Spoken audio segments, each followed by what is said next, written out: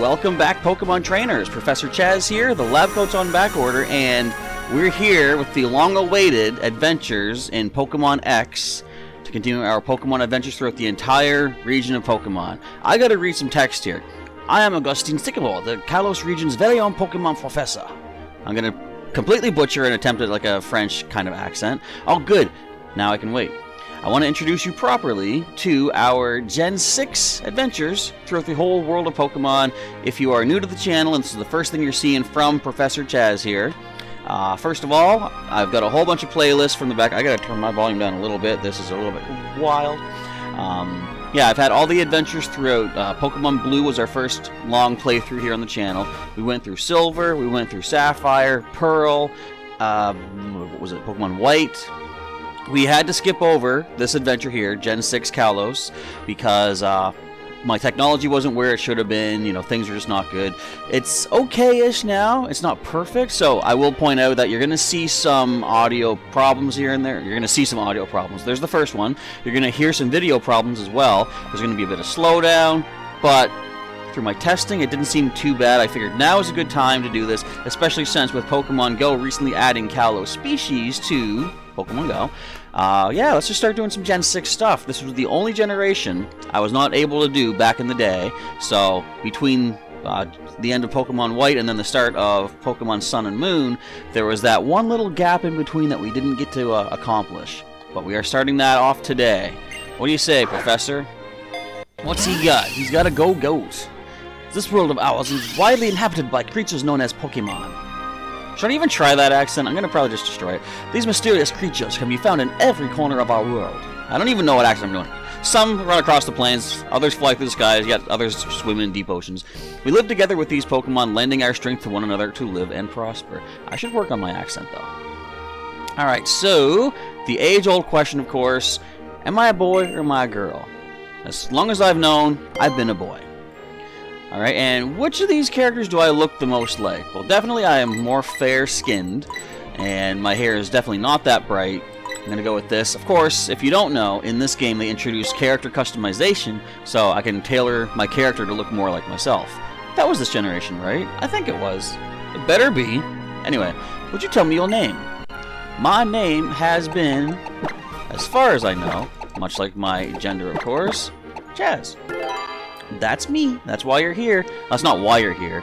That's a side effect of why you're here. There we go. So it's Chaz then. Did I get that right? Yeah. Alright, we're getting ready for our adventure coming up here. Chaz, très bien. What a fantastic name. Chaz, your adventure begins now. You are about to enter the beautiful Kalos region. Go and meet many Pokemon and people and fill your life. Stop talking so quick. Go find Pokemon is what he's saying. But we know what this is all about. Alright, so as things get started, well, first, we're going to be greeted by a new species, little Fletchling here. Recently in Pokemon Go, I've added Talonflame to the Pokedex, which, spoilers, is what evolves up from Fletchling. But we'll be seeing that at some point, I am sure, as Fletchling greets me with a massive drill peck or something. That wakes you up. Alright, so this is Gen 6. Right off the bat, I will say, this was amazing when it came out. This was the first time we had 3D, well, I should say handheld first time that we had 3D Pokemon 3D models and stuff. Of course, we had things like Stadium and Coliseum, XD, so we did have 3D models before, but as far as the main series goes, this was our introduction to 3D Pokemon. What can I look at in my room? Come on, I want to make sure I check everything out. I might have actually skipped this initially. So I'm looking sideways at the laptop, and I can still read it. I got the check the PC that Dad gave me. Adventure rule number 1, X opens the menu. Adventure rule 2, record progress with save. Can I sit?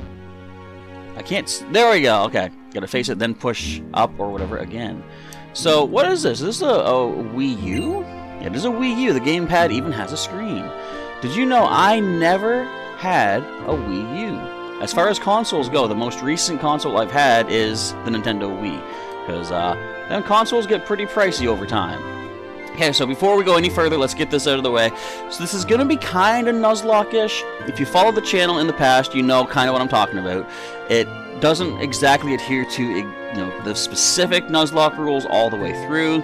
primarily, what it's going to be is I always stick to a knockout means you can't use Pokemon again, usually. So I think for this playthrough, what we're going to do, if a Pokemon does faint for any reason, and this is generally the biggest rule of a Nuzlocke, excuse me, that Pokemon is considered dead, gone, completely, you can't use it. Some people go as far as to release those Pokemon, others will just permanently put them in the PC. For me, since this initially, the primary reason for this playthrough is going to be to recreate my adventures as I did them the first time through Pokemon X, my Pokemon are not going to be dying. They will be getting injured and put in the PC temporarily, but I haven't really thought out how I'll be able to bring them back, because the idea is, like, let's say if I catch a Fletchling, for example. If initially, my first playthrough of Pokemon X, I did evolve up into Talonflame, if my Fletchling faints in this playthrough, the Nuzlocke rules say they're gone. But I'm going to have a way to bring them back to be able to evolve up to, you know, basically play through the game as I did before. So we'll get into the adjustments for that knockout rule as we get to them, but right now we're not going to worry about it. It's going to be a while before the Nuzlocke rules kick in anyway, because they don't start until you get your first Pokeballs for catching Pokemon. And the other rule is, well, one other rule is the first encounter you get on any route is the encounter that you have to catch. That one I'm completely throwing out the window, because I never did that initially. I caught what I felt like, but for me, I only caught, I think there's only really 6 main team members that I pick up here in Kalos, so to circumvent that, or to, you know, play around that, I am going to be bringing all of my Pokemon from my past playthroughs into Pokemon X. Now, of course, they're higher level than they can listen to me right now, so I'm not going to be using them immediately. I'm only going to add Pokemon to our active team, Pokemon from the past, once our current team hits the past Pokemon's level, because I don't want to, like, I could start off with level 50 Zapdos right now if I wanted to, because I did get Zapdos back in the day. But I'm not going to do that. For one thing, he won't listen. For another thing, that's too much power. So we'll be adding Pokemon. I'll talk about that more once we get the Pokemon ready to showcase. And the other rule is you have to nickname every Pokemon that you catch. I generally do that anyway, so that's not really a concern. But I think that's, you know, that's enough talk right now. We'll talk about more things as they come up. So basically, if you're looking for a pure Nuzlocke experience, you will not get that here, but you'll get something pretty similar to it while trying to keep the main story in mind as far as we're going through this, as I say, episode. Well, this episode and the other episodes of this game. All right. Morning, Chaz. You sure slept well? All rested up from the move? I guess. Chaz, you look like you just rolled out of bed. How'd she know? Go have a look at yourself in the mirror and change out of your pajamas. Why can't I just walk around like this? People go to, like, you know, department stores like this all the time. I looked in the mirror, and magically, I'm now dressed. Imagine if it was that easy in real life, just look in the mirror and then poof, you're all ready to roll. I changed out of my pajamas. They didn't specifically state I put other stuff on, though. I mean, is this what I look like naturally? It's about time you got going. She's kicking me out already. Finally, I got my jacket on. Get out. Why don't you step out and say hello to the neighbors? Alright, so as far as technologically wise, things are not looking too bad so far as recording. We have a little Fletchling. Fletch. I don't even know if that's what they would say. She told me to get out. I'm going to explore my own home. It's stuffed with pretty Pokemon knickknacks. I don't know if there's anything, like, item-wise that we can pick up here or whatever. Wait, can I lay in the bed? I can! Well, I can sit down. Oh, and I can move my head! Look at this! I remember just being able to sit in this was like, wow, that's so cool! Like, because all the new things that they added, they were all so cool. Also, just so you know, I'm going to aim for about a half-hour-ish length for each episode here, so stay tuned for another, where are we at? Close to 10 minutes. We're only about a third of the way through. Stay tuned for another 2/3. It's a documentary about a Rhyhorn that overcame an injury to take on a big race, and the girl who struggled alongside it. Now, is that supposed to be my mother? Because I do believe she's supposed to be a Rhyhorn racer, or at least was back in the day. And we'll see a little bit about that in just a moment. Don't wake up Rhyhorn, okay? What if I want to wake up Rhyhorn? You can't tell me what to do. You're not my boss. You're my mom. That's about it. And who are these people just waiting outside? What's going on here? These, of course, are, maybe some people aren't fond of these kind of characters. Like, you'll see, back in Pokemon Blue, we had one rival. Of course, it was, like Gary Oak, basically, of Pallet Town. and he shows up here and there. He's your rival, you battle him, and that's about it. In this game, we're going to have 4 characters that follow along with us, interact with us.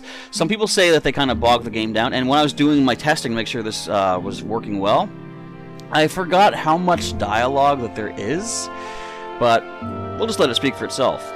Welcome to Vanderbilt Town. My name's Serena. I'm your neighbor. And I'm Shauna. Great to meet you. I don't know what voices to do. Guess what? We've come to get you. The esteemed Professor Sycamore lives here in the Kalos region. I was told he has a request for 5 kids, including us. But I'm a little surprised he knows who you are. You did just move to Vanderbilt Town, after all. We'll wait for you in the next town over. And you know what? We're going to get a Pokemon. Come on, hurry, let's go. Well, if you would go, and then I could follow. So I always say that. Like, that wasn't so bad. But there's some games where a character will say, you know, all right, we have to... A perfect example is Metroid Prime 3. There's a part where Samus, the character, you're going through, and someone in a giant mech suit, I forget his name, he's inconsequential in the overall scheme, but he stops you, and he's like, Samus, we have to go this way. Come on, I've cleared the path. And that's all he needs to say. There's another line of dialogue where he says, what are you waiting for? Let's get going. And I'm like, if you hadn't talked more, I would be already there. It's always weird when dialogue slows you down, and they criticize you for being slow. Right. He's just snoozing. I won't wake him up. I really want a Pokemon. Then I could go wherever I want. How come all the little girl characters I have the same voice for? I got a voice for the next one, and we're good. Alright, who is this? What is this neighbor house? What's happening in here? Oh, you must be the new young man next door. Welcome to Vanderbilt Town. We have a daughter who is just about the same age as you. If you meet our Serena, I hope you two will become good friends. I've already met her. What's for supper? There's nothing on the stove. Alright then. Is there anything in the upstairs? Should I be walking into, I'm assuming, Serena's bedroom? I don't know if that's the right thing to do. Hey, a mirror! I can't look at it. I can sit on the bed. Yes, I can. Again, it's really cool. And there's like later spots you're going to see that you get a nice little scenic view as you sit, which I think is pretty cool. Like, a lot of polish went into this that didn't need to go in, but as they did it, it was really appreciated. I like it's not even the parents. It's like, oh wait, it says Serena's house. Is Serena the last name? And is she like Cher or Madonna? She doesn't have like a first name. It's just Serena. I don't know. I already spoke to you. I don't need to talk to you again. No. Look at this fancy little town. There's hardly anything to it. Is this the guy that talks about technology? There's always someone. Well, okay, science. Science is amazing. If you use communication technology, you can look for players. You can look all over the world for players who are playing at the same time as you. Then you can play together. And that was cool. I mean, that was back with Gen 4 when they first introduced the Wi-Fi connection. That, like I've said before, around Pokemon Sapphire, my interest was starting to drop because, like, not a lot of people I knew. I don't think anyone I knew played the game at that point. But when I saw Diamond and Pearl introduced Wi-Fi connection, I thought, oh, so you can just play against anyone in the world? Okay, and that kind of drew me back into the whole world of Pokemon. Vanderbilt Town is pretty nice, right? The Kalos region has lots of cool towns. I want to see them all when I get big. Just go now. I'm like, what, 10?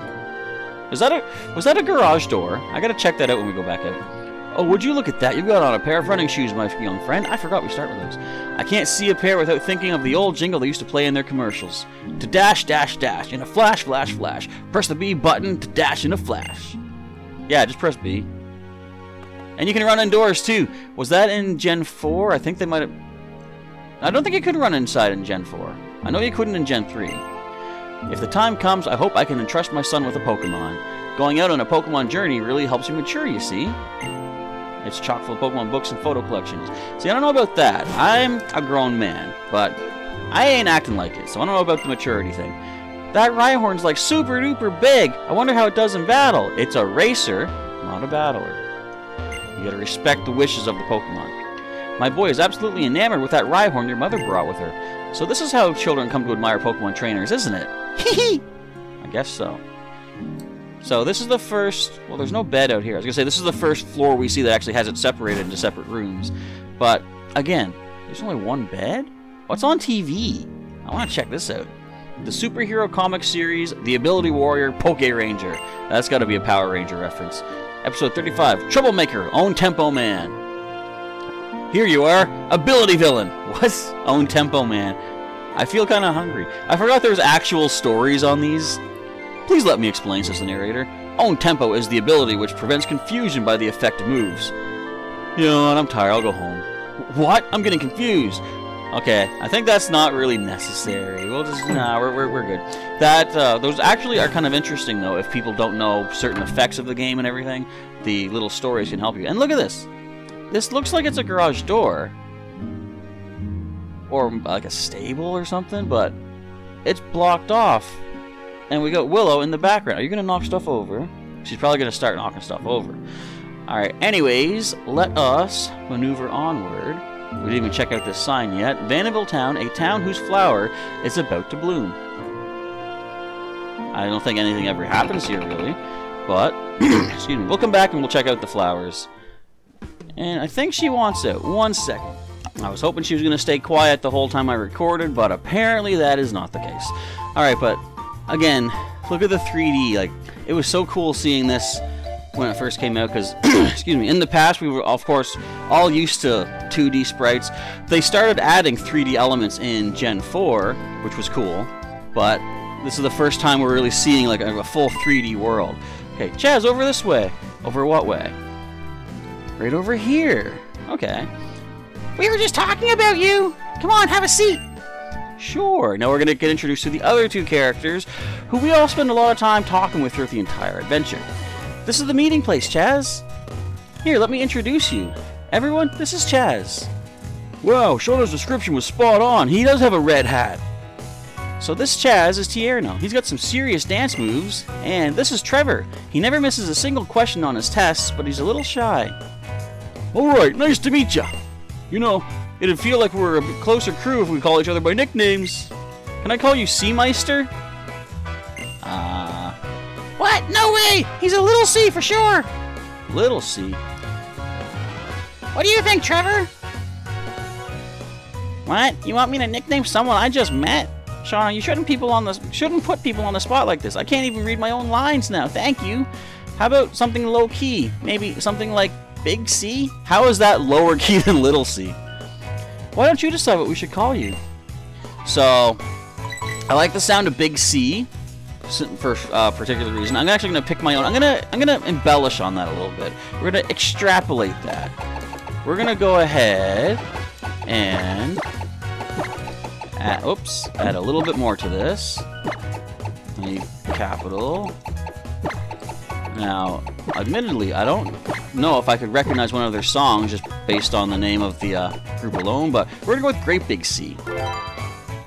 I should look up some of those musics, just to refresh myself. Anyway. You want us to call you Great Big C? Sure, why not? Okay, Great Big C fits you perfectly. I'm sure we're going to be great friends, so I'll call you that too. Hey, can we see the Pokemon now? I want to meet my new partner soon. Can't speak. I know, right? It was such a cool feeling when Trevs and I met our Pokemon. Hope you feel the same way we did. Alright, so what are we doing here? What are we getting? I guess Trevor has the Pokemon for us. Now, if you haven't seen any of my playthroughs, you're probably unfamiliar with this aspect, but although fire types are cool and grass types are cool, I am a water trainer through and through. Water type, like ever since Gen 1, I guess since Gen 2 technically, is when my tradition started. I always choose the water starter regardless of anything. Even if the water starter is not really well received through the community.